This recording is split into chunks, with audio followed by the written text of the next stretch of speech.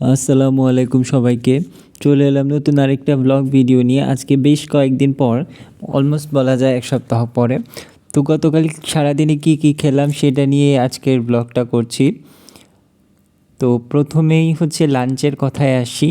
লাঞ্চে আমরা বিরিয়ানি খেয়েছিলাম, একটা হোম ডেলিভারি করেছিলাম চিকেন বিরিয়ানি, যেটাতে ছিল 2 পিস বড় বড় চিকেন এবং বাসমতি চালের সেদ্ধ রাইস এবং 2টো বড় বড় আলু। আর বিরিয়ানির কৌটোটা দেখেই বুঝতে পারছো যে এটা ছিল দাদা বৌদি বিরিয়ানি, বিখ্যাত দাদা বৌদির বিরিয়ানি স্টোর থেকে অর্ডার করা। আর হোম ডেলিভারি হওয়ার কারণে প্রাইস পরিমাণটা অনেক ভালোই ছিল। দেখতেই পাচ্ছ অনেকগুলো বিরিয়ানি ছিল, যেটা দিয়ে অলমোস্ট 2 জন খেতে পারে। তো বেশ কিছু বিরিয়ানি বেঁচেও গিয়েছিল।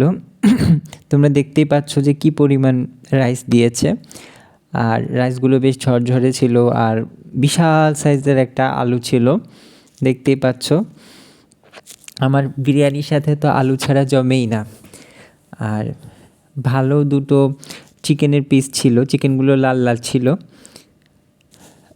খুবই মজা, খুবই ক্রিস্পি এবং হচ্ছে স্পাইসি ছিল চিকেনগুলো। আর তার সাথে তারা বেশ কিছু স্যালাডও দিয়েছিল শসা দিয়ে। সব মিলিয়ে আমাদের কাছে এই আইটেমটা খুব ভালো লেগেছে। আর বিরিয়ানি রান্না হলে আমি সাধারণত কাঁচা পেঁয়াজ আর কাঁচা মরিচ নিয়ে অবশ্যই বসবো। তো আমি পেঁয়াজ এবং মরিচও নিয়ে নিয়েছিলাম বাসা থেকে। তো আমরা পরিবারের সবাই অর্ডার করে খেয়েছিলাম। পরিবারের 5 জন সদস্যের জন্য 5 বক্স বিরিয়ানি অর্ডার করেছিলাম। আর চিকেনের পিসটা দেখতেই পাচ্ছ কত বড় আর কত সুস্বাদু হয়েছে। আর তোমরা যেহেতু এখানে অডিও শুনছো এবং ভিডিও দেখছো, তোমাদেরকে বলে বোঝানো সম্ভব না যে কি পরিমাণ মজা হয়েছিল। আমি জানি না যে তারা কি সিক্রেট মশলা দিয়ে রান্না করে,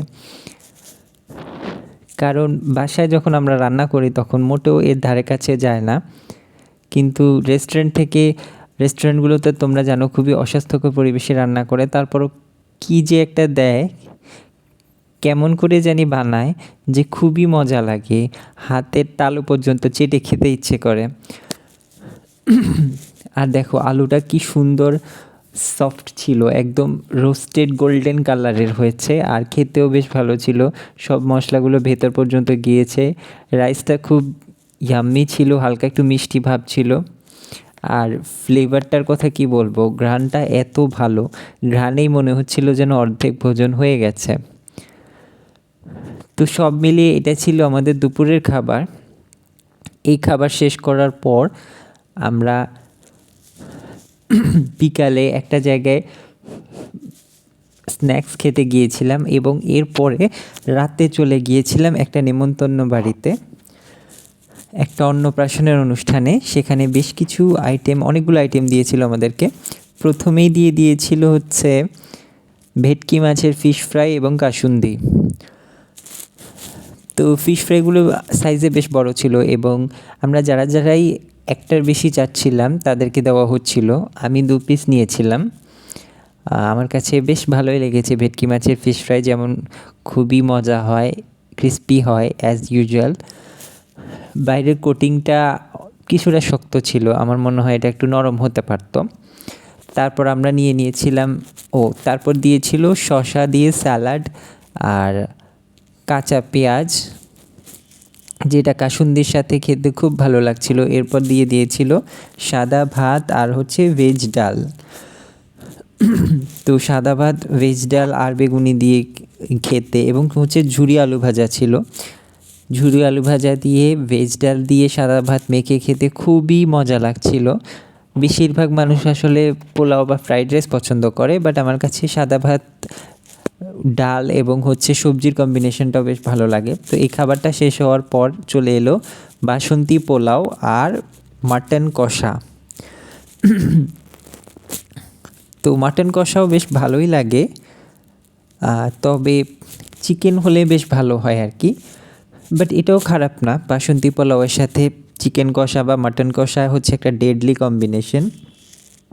আমি প্রায় 3-4 পিস মাটন নিয়েছিলাম, কারণ এখানকার মাটনগুলো বেশ নরম আর জুসি ছিল, আর খেতেও বেশ ভালোই লেগেছিল।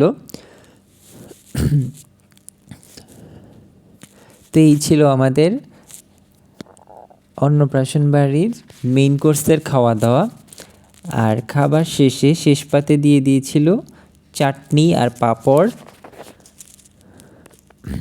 যেটা অ্যাজ ইউজুয়াল সব বিয়েবাড়ি বা অন্নপ্রাশন বাড়িতেই দেয়। আর ছিল সন্দেশটা বেশ মজা ছিল। আর সবশেষে ছিল হচ্ছে কোন আইসক্রিম, যেটা খুব টেস্টি ছিল।